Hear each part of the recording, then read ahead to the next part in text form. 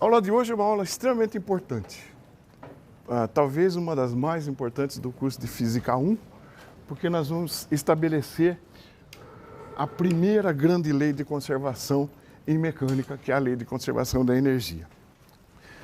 Só para retomar, vocês se lembram que na última aula a gente estudou os conceitos de energia cinética e trabalho. Energia cinética meio de mv², trabalho, por definição, essa integral de linha, né, desde o ponto A até o ponto B, e estabelecemos uma importante relação entre essas duas grandezas, a saber, o trabalho da força resultante sobre uma partícula entre duas posições mede a variação da energia cinética da partícula entre essas posições. Hoje, no afã de descobrir ferramentas novas para resolver problemas onde as leis de Newton se mostram complicadas, nós vamos apresentar um novo tipo de energia e estabelecer um teorema importantíssimo, que é o teorema de conservação da energia. Está claro, então? Sabemos o que é trabalho, sabemos o que é energia cinética. Hoje vamos aprender uma nova forma de energia, a saber, a energia potencial. Aqui, a conceituação de energia potencial.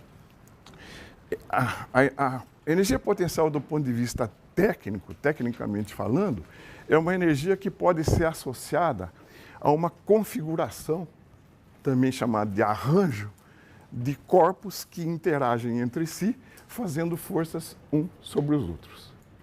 Falado desse jeito é uma definição pouco útil. Eu acho que com os exemplos que eu vou mostrar logo em seguida, isso fica mais claro. Então, é uma energia associada a uma configuração. Vamos pegar um exemplo simples de energia potencial, que vai ser a energia potencial gravitacional. Note que esse giz interage com a Terra, né? Então, isso é uma configuração. Essa é um instantâneo dessa posição do giz em relação à Terra. A hora que eu solto o giz, a configuração muda. A distância entre o giz e a Terra está diminuindo. Então, por exemplo, o giz ganha energia cinética. Então, nós podemos entender esse ganho de energia cinética, ou quantificar esse ganho de energia cinética, estabelecendo o que nós vamos chamar de energia potencial gravitacional. Está entendido? Um sistema, no caso composto pela Terra e o giz, e a gente fala de energia potencial do sistema. Outro exemplo, uma mola. Você pega uma mola, estica uma mola, né, e solta. Aqui o sistema é a massa e a mola. A hora que você solta a massa, a configuração muda, porque a mola encolhe. Então, de novo, você pode entender o ganho ou perda de energia cinética da mola pela variação da energia potencial que esse sistema tem. Entendido o que é uma configuração? Uma configuração é como se fosse uma fotografia do sistema interagente, um fazendo força sobre o outro. Isso é energia potencial. Então, nós vamos falar, como já disse aqui, sobre duas formas de energia potencial interessantes nessa aula, que são a energia potencial gravitacional e a energia potencial elástica. Vamos começar pelo caso da energia potencial gravitacional em uma dimensão, antes dando uma conceituação geral do que a gente define o que é uma variação de energia potencial. Como se define a variação de energia potencial entre duas configurações? Por definição, a variação de energia potencial entre a configuração x0 e x é, por definição, o negativo do trabalho realizado pela força de interação quando vai de x0 para x. A variação de energia potencial é o negativo do trabalho quando a configuração muda de x0 para x, esse trabalho da força de interação. Isso é uma definição. Então, essa é uma variação de energia. E só tem sentido falar nisso, né, se f de x depender só da posição. Porque eu tenho que fazer essa integral de maneira inequívoca. Essa integral só pode dar um resultado. Então, como é que eu definiria a energia potencial U de x, ao invés da diferença? A energia potencial U de x, ora, se você tirar zero de uma coisa, fica a coisa.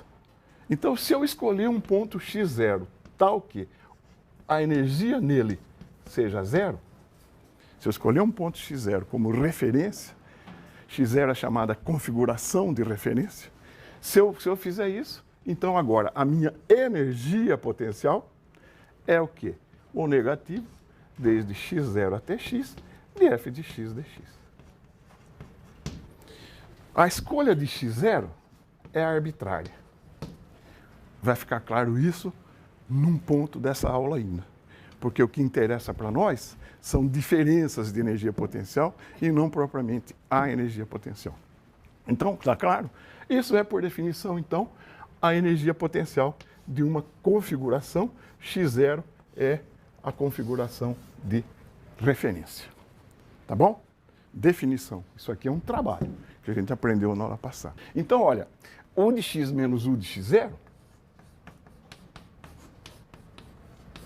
é o negativo do trabalho, né? Para ir de x0 a x.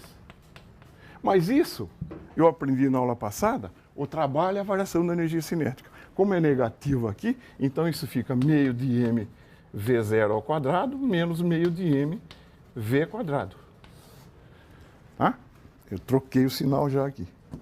Então, olha para cá, eu posso somar meio de mv quadrado com U de x, né? Meio de mv quadrado mais U de x igual meio de mv0 ao quadrado mais U de x0. A soma das energias cinética e potencial é, para mim, a energia mecânica, que eu vou chamar simplesmente de E. Então, isso quer dizer que a energia mecânica, soma de cinética com potencial, é uma constante. Isso aqui é o teorema da conservação da energia. Então, para forças do tipo só depender da posição, eu posso estabelecer uma importante lei de conservação, que é a lei da conservação da energia mecânica. E agora, vamos pegar o caso da energia potencial gravitacional. Eu vou fazer aqui energia potencial gravitacional. Por enquanto, vou me restringir ao caso de campo uniforme. Isso quer dizer, eu estou nas proximidades da Terra, onde a força de atração gravitacional, nós vimos, é mg.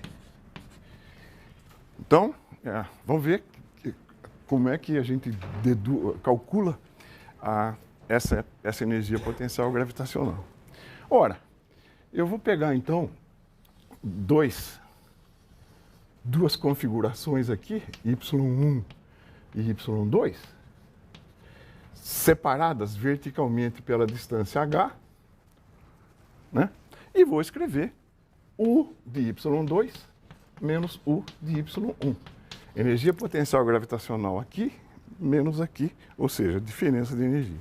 O que é isso por definição? Menos a integral de y1 a y2 da força de F escalar dl. mg para baixo, d para cima. Tá bom? mg para baixo, deslocamento para cima, porque eu vou de y1 para y2, esse produto escalar tem um sinal de menos, corta com esse, isso aqui dá então mg y2 menos mg y1.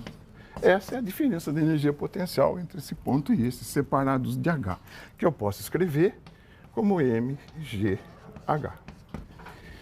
Então, nota, essa é uma diferença de potencial. Se eu quiser falar da energia potencial gravitacional, eu tenho que escolher uma configuração de referência. A configuração de referência que dá a cara mais simples para U é fazer y1 igual a zero. Então, U de y1 vai ser zero. Com isso, a minha definição fica U de y, genérico, é menos a integral de 0 a y de menos mg dy, e isso dá mgy, que é o resultado com o qual nós estamos acostumados a lidar. Então, a energia potencial gravitacional para o campo restrito vale mgy. Agora, veja uma coisa, se eu tomar como origem a minha energia potencial U' igual a 0 aqui, a diferença entre y1 e y2, a diferença entre o 2 e o 1 continua, é h. Se eu tomar como referência o U aqui, a diferença de potencial continua sendo mgh. Então, a escolha de y de x0, ou da origem, ou da configuração de referência, é arbitrária. O que importa é que a energia reflita o fato de que, se as configurações diferem verticalmente de uma distância h, a diferença de energia tem que ser mgh. Então, não tem sentido eu perguntar, assim, né, qual a energia potencial que esse giz tem, né? Se isso aqui for 1 metro, alguém tem vontade de dizer mg vezes 1. Mas isso só vale se eu puser a origem aonde? Aqui. Se você puser a origem aqui embaixo, e essa distância for 1 metro, essa energia potencial o que é? 2 mg. Se você puser no teto, que está acima de nós, essa energia potencial é quanto? Menos mg, essa altura que dá uns 2,5 metros. Então, onde você coloca a origem é livre, desde que dois pontos separados pela distância h tenham a diferença mgh. Isso é que é importante. Então, se essa aqui é a energia potencial, o que nós vamos escrever também? Nós vamos escrever aqui o trabalho, né? Então, nós vimos que o trabalho para ir de y1 para y2 era menos mgy, né? Certo? Então, a energia potencial é igual ao negativo do trabalho. Agora, então, U de y2 menos U de y1 é o negativo do trabalho. Então, menos mg, né? y2 menos y1. Né? E isso é a variação da energia cinética. Meio de mv1 quadrado menos meio de mv2 quadrado. Então, eu tiro daqui, eu posso levar para lá, que a soma de mgy mais meio de mv quadrado igual y2 v2 quadrado é mg y1 mais meio de v1 quadrado. De novo, né?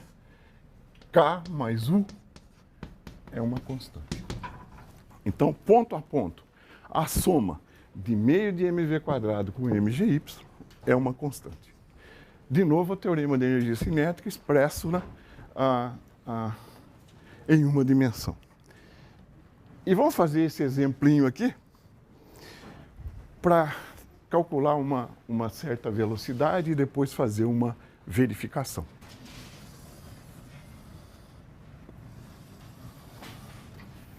Tem um loop assim.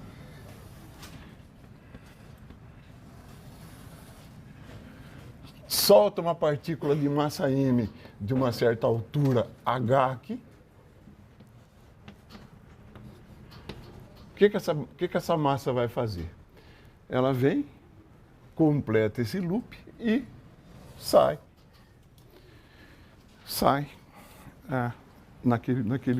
naquela segunda parte do loop lá. Então, será que para qualquer altura h a partícula consegue fazer esse loop? É intuitivo que não. Né? Não é para qualquer altura h que essa massa m consegue fazer o loop. Vamos calcular qual é o h mínimo para que ela consiga isso? Qual é a menor altura de onde uma massa pode ser abandonada para completar o loop sem perder contato com ele? É claro que essa situação, meio de mv quadrado mais mgy, é igual a uma constante, vale para qualquer posição. Vale para essa, né? Aqui um y, aqui uma velocidade v. Então, mgy mais meio de mv2 é uma constante. Vale para o ponto B, vale para o ponto C e vale em particular para o ponto D. Em qualquer ponto da história da partícula, vale o teorema de conservação. O ponto crítico é, obviamente, o ponto D, que é onde, eventualmente, a partícula pode perder contato e não completar o loop. Vocês se lembram na brincadeira do baldinho com água, qual era a condição que a velocidade v aqui em cima devia satisfazer para que a água não caísse? V quadrado, né? A condição de iminência, né? Para a bolinha não cair, nós vimos que era dada por v quadrado maior que RG. Lembram-se disso? A velocidade aqui em cima, para que ela não perca o contato com o loop, tem que satisfazer v quadrado maior que RG. Então, vamos escrever o teorema da conservação de energia. O teorema da conservação de energia, o que é? mgh mínimo, toda a energia que ela tem aqui, no ponto A, se ela foi abandonada daqui, ela não tem energia cinética. Então, mgh mínimo tem que ser igual à energia total aqui. Qual é a energia total lá? Meio de mv quadrado, é a velocidade que ela tem, mais a energia potencial do ponto D, se eu escolho a minha origem aqui. Eu posso escolher a origem onde eu quiser. A configuração de referência é livre. Manda o bom senso que a gente escolha o nível de energia potencial, em geral, na posição mais baixa. Então, a energia potencial no ponto D vale simplesmente 2mgr. Ou, se você quiser, mg vezes 2r. Legal? Então, essa equação é maior ou igual que meio de m. O que é v quadrado? RG, velocidade lá em cima, mais 2mgr. Eu corto mg e tiro que h mínimo é maior ou igual 2r mais meio r, 2,5 r. Essa é a menor altura de onde eu devo soltar a bolinha para que ela complete o loop sem cair. Se alguém não se lembrava dessa situação, um jeito completamente equivalente de fazer isso é fazer a história das normais, né? Aqui em cima, no ponto mais alto, atuam de maneira geral duas forças. A força gravitacional, mg, e a força normal de resposta do loop à bolinha. A condição para que ela complete o loop quase escorregando é que n seja igual a zero. A borda não faz força nela, portanto, a equação centrípeta me dá mg igual a massa vezes a aceleração centrípeta, v quadrado sobre r. Daqui sai a relação que nós usamos aqui. Certo? Então, é equivalente. Bom, então, para que a bolinha complete o loop sem cair, nós devemos soltar de 2,5 R. Vamos verificar isso? Então, ó, você lembra que eu disse que é intuitivo que não é qualquer altura que complete o loop. Olha, se eu soltar daqui, ela fica aí. Se eu desprezasse forças dissipativas, tipo atrito com o loop e resistência do ar, essa bolinha haveria de ficar aqui indefinidamente. Se eu solto daqui, mesma coisa, né? Dependendo do lugar onde eu solto, ela sofre um regime de projétil. Ela abandona o loop e descreve uma parábola. Tá vendo? Essa é uma parábola. Chega uma hora que eu solto o loop e ela faz. Ela completa o loop sem perder o contato. O teorema de conservação da energia impõe uma coisa. Se esse loop se prolongasse até aqui em cima, né, qual é a altura máxima no prolongamento do loop que essa bolinha podia alcançar? Né? Se eu estou considerando forças conservativas, como no caso da força gravitacional, a energia potencial aqui tem que ser energia potencial aqui. Ou seja, jamais essa bolinha poderia atingir uma altura superior àquela a qual ela foi abandonada. É claro que se eu soltar daqui, maior que o 2,5 R, ela faz o lupão com sobra. Mas essa não é a situação que nós resolvemos. Nós resolvemos justo a situação onde, abandonando dali, ela completa o loop. Legal? A outra energia potencial citada no início foi a energia potencial da mola. Você estica uma mola, muda a configuração, né? E então, estudando a energia potencial, nós podemos estudar, por exemplo, o que acontece com a energia cinética da massa. Então, vamos fazer isso? Então, agora é energia potencial elástica. O meu sistema agora, né? O meu sistema é massa mola.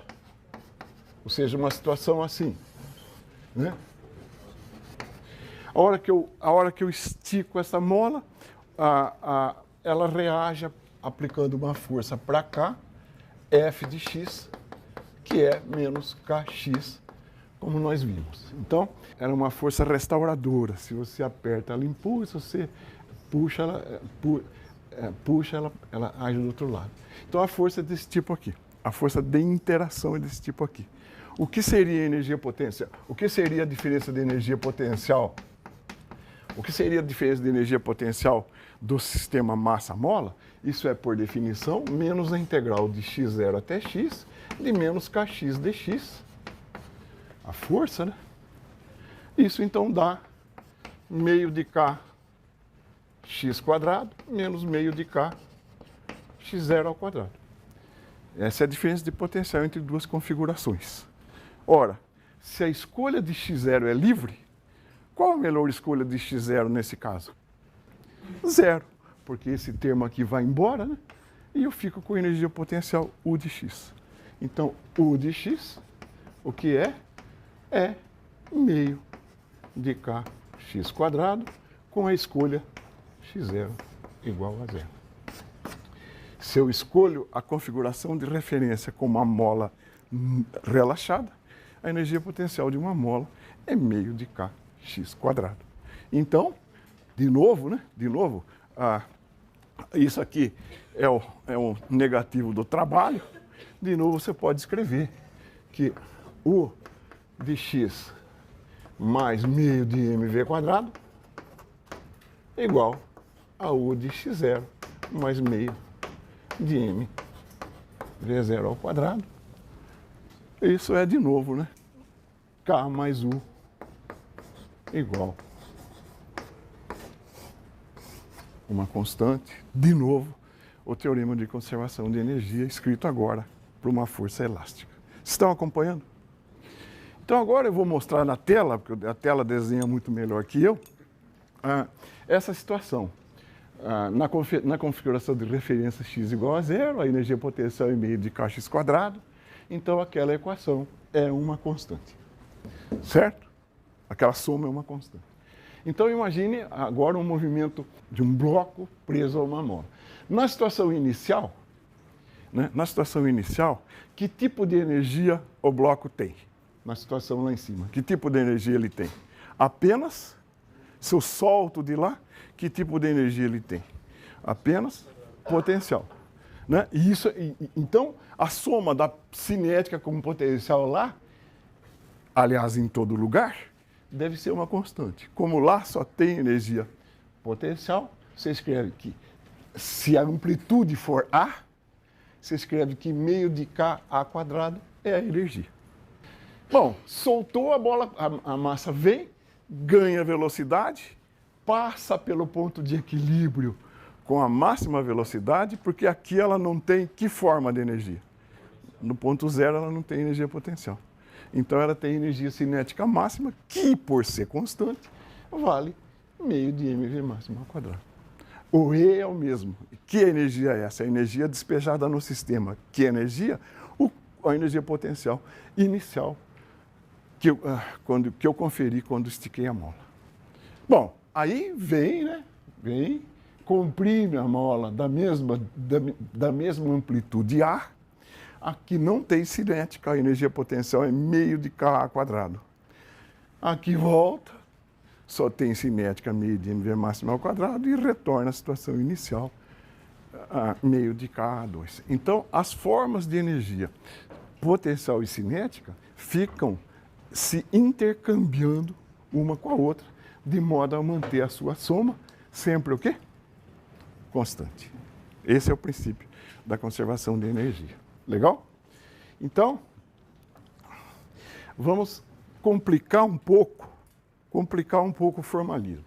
Por enquanto, até agora nós vimos energia potencial em uma dimensão, ou seja, forças F de x, o movimento se dá ao longo de um eixo x e estabelecemos o teorema de conservação.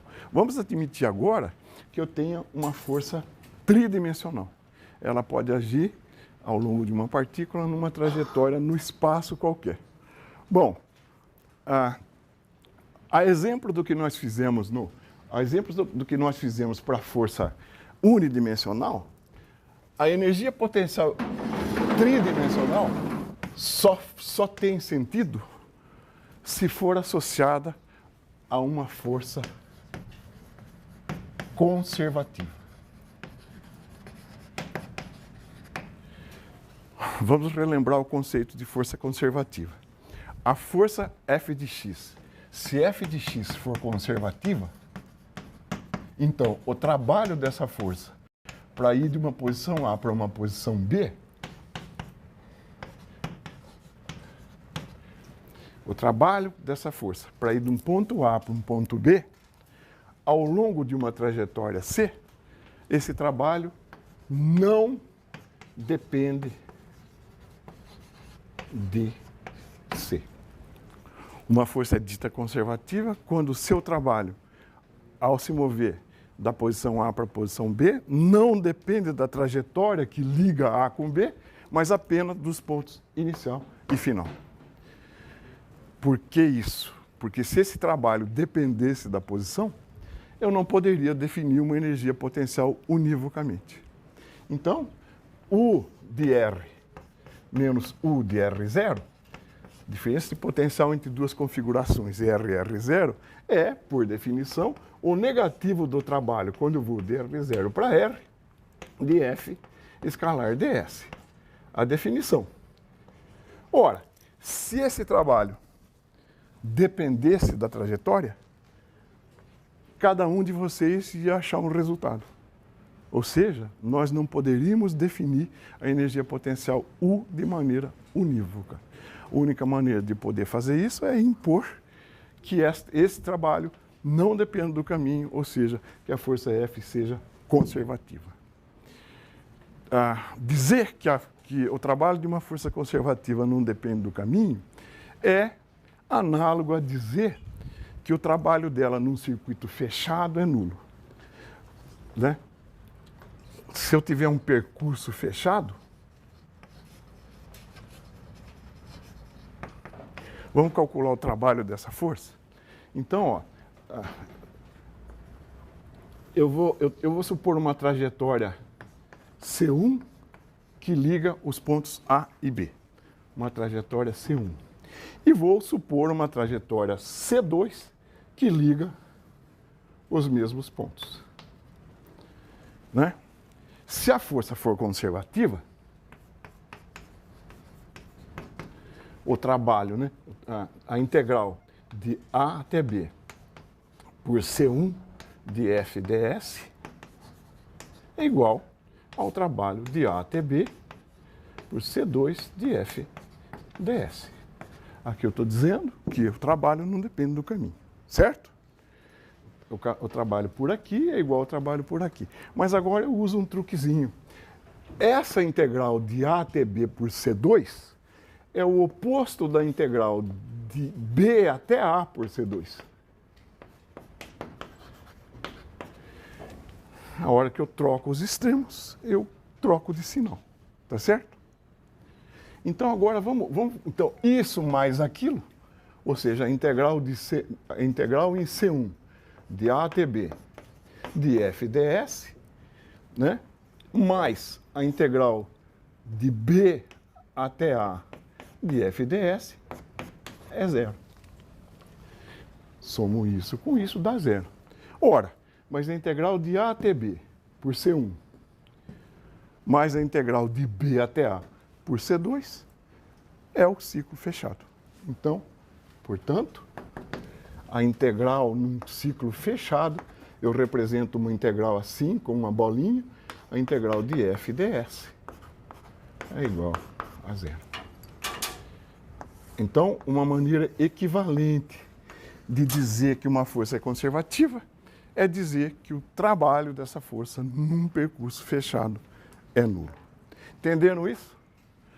Existe um critério matemático mais elaborado, eu não posso falar aqui por ausência de análise vetorial, mas existe um critério matemático que garante quando uma força é conservativa ou não.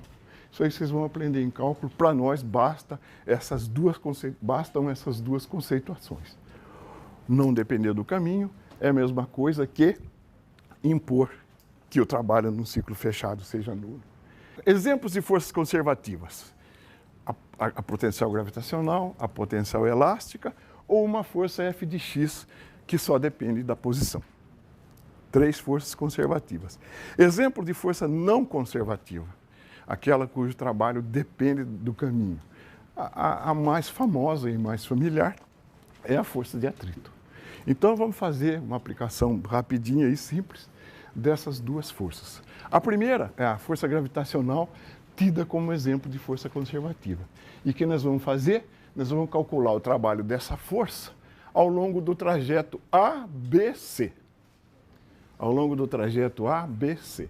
O trajeto ABC constitui um percurso fechado. Eu já sei quanto deve dar o trabalho da força gravitacional ao longo desse percurso. Quanto deve dar?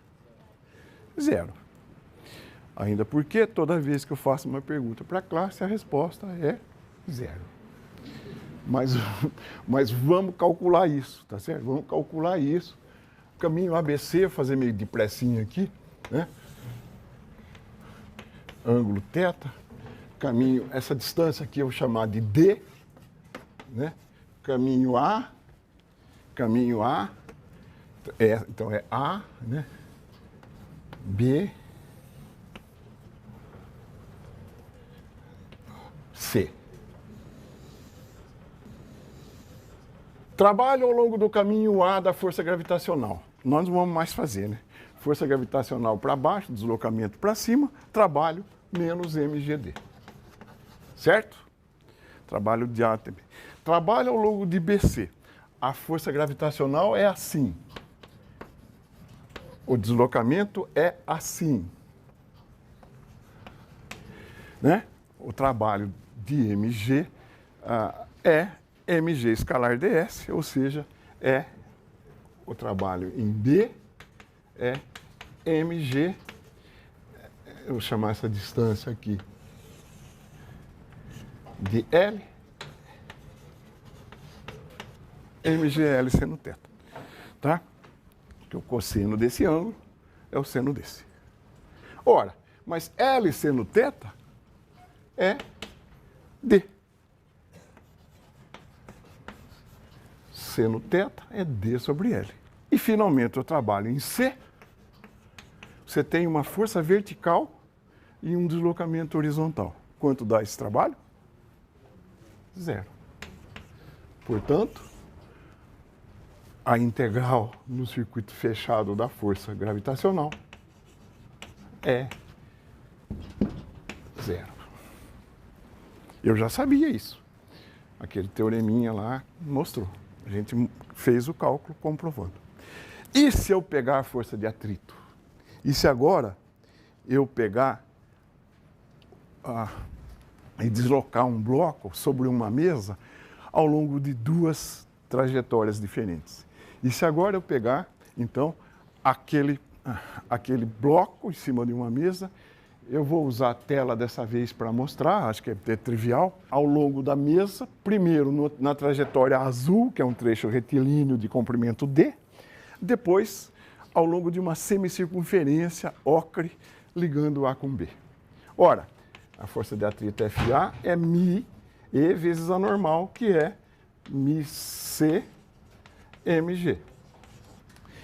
Essa força de atrito, se a mesa é horizontal, essa força de atrito é constante e vale isso. Então, quanto dá o trabalho da força de atrito para eu ir de A até B ao longo da reta? O trabalho da força de atrito é menos a força de atrito vezes D, que é menos μc mgd. Trabalho ao longo da reta. Ao longo da semicircunferência, o trabalho da força de atrito é a mesma coisa, menos μc mg, que é o valor dela. Que distância ela andou sobre a semicircunferência? πr, que é π, o diâmetro sobre 2.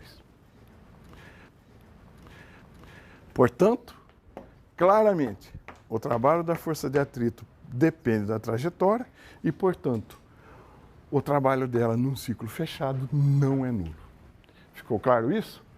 Então, a força de atrito é o protótipo, é o exemplo da força não conservativa. Uma força não conservativa, em geral, consome energia do sistema. A força de atrito transforma a energia mecânica em energia interna, como nós vamos ver daqui a pouco. Então, vamos finalmente formalizar isto, né? Formalizar a energia potencial em 3 dimensões. Eu posso escrever simplesmente, então, energia potencial. Aquilo, U de R menos U de R0, é menos a integral de R0 a R, de F escalar ds. Se eu arbitro a R0 como uma configuração de referência, né? U de R vale menos a integral de R0 até R de F dr, ds. Isso se eu arbitrar que U de R0 igual a 0. E dessa expressão aqui, o que eu tiro? O que é isso? Isso é o trabalho da força resultante entre R0 e R. Então, daqui eu posso escrever isso aqui, o que é? Isso é meio do teorema da variação da energia cinética. É meio de mRV0 ao quadrado menos meio de mv quadrado. Porque eu estou pegando falta um sinal aqui. Então, eu posso escrever aqui U de R mais meio de mv2 igual a U de R0 mais meio de mv0 ao quadrado. E mais uma vez, eu posso escrever aqui K mais U é uma constante. E esse é o teorema da conservação da energia no caso tridimensional. Mera generalização, tá certo? Agora, o que complica, o que pode complicar um pouco é o cálculo daquele trabalho, mas o conceito é exatamente o mesmo, ou seja, quando eu estou tratando de forças conservativas e eu só posso definir isto para elas, e para forças conservativas a energia mecânica total é uma constante. Então, vamos falar, e se houver força não conservativa? Tá bom, com forças conservativas a energia mecânica total é uma constante. E se aparecerem forças não conservativas? Se, por exemplo, aparecer um atrito, o que acontece com a energia? A dedução também é muito simples. Então, se aparecer uma força não conservativa,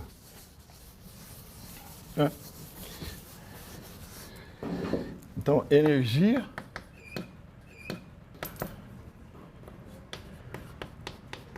e forças não conservativa. Então, se aparecer uma força não conservativa, vai acontecer o seguinte. Nós vimos que o trabalho da força resultante, que é então o trabalho da força não conservativa com o das forças conservativas, isso é o trabalho da resultante. Só pode ter força conservativa ou não conservativa. Isso é a variação da energia cinética. Esse é o teorema do trabalho da energia cinética. Trabalho da resultante, variação da energia cinética. Às forças conservativas, eu posso associar uma variação de energia potencial. A energia potencial não é o oposto do trabalho, como nós temos definido desde sempre. A energia potencial é o oposto do trabalho. Então daqui eu tiro que ΔK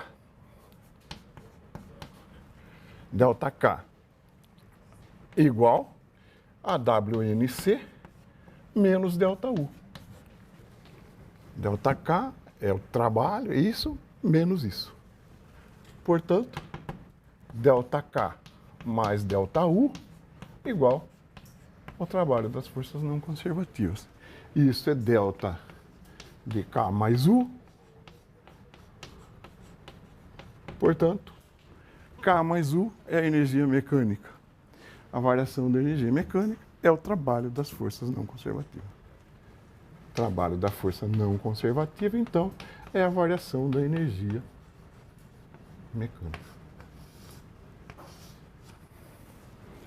Então, quando houver forças conservativas, a energia mecânica não é mais constante, mas ela é o trabalho das forças não conservativas. Se a força não conservativa for, por exemplo, o atrito ou uma força de arraste, o seu trabalho é negativo, porque a força é contrária ao deslocamento. A força de atrito tem um trabalho negativo. Então, se a variação da energia mecânica é negativa, significa que a energia mecânica aumenta ou diminui? Se a variação é negativa, significa que a energia mecânica de um sistema diminui na presença de forças não conservativas. Agora você se pergunta, e o que aconteceu com a variação da energia mecânica? Onde foi parar a energia mecânica que diminuiu? Esfrega o dedo na mão aí, faz favor. Você está fazendo atrito, faz isso. Seu dedo esquentou ou não? Esquentou. Né? Então, uma situação análoga é se eu pegar esse livro e conferir a ele uma energia cinética, a energia cinética sumiu. Né? Eu conferi a ele uma energia cinética, a energia cinética, entre aspas, desapareceu. Se eu tivesse um termômetro de altíssima precisão, eu ia observar que as temperaturas, tanto do livro quanto da mesa, aumentaram um pouquinho. Então, a energia mecânica se transforma em energia interna do sistema. E a variação da energia mecânica é o aumento da energia interna. O tanto que eu perdi de energia mecânica, eu ganhei de energia interna.